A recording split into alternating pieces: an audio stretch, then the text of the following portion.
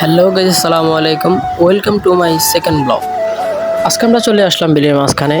আস্তে আস্তে দেখলাম কত সুন্দর পানি, দেখতে দেখতে মনটা জুড়িয়ে গেল। আসলে গ্রামে থাকলেই বোঝা যায় গ্রামের প্রাকৃতিক সৌন্দর্য কত না সুন্দর। আসলে গ্রামে যারা থাকে তারাই বুঝতে পারে গ্রামের সৌন্দর্য কত না সুন্দর।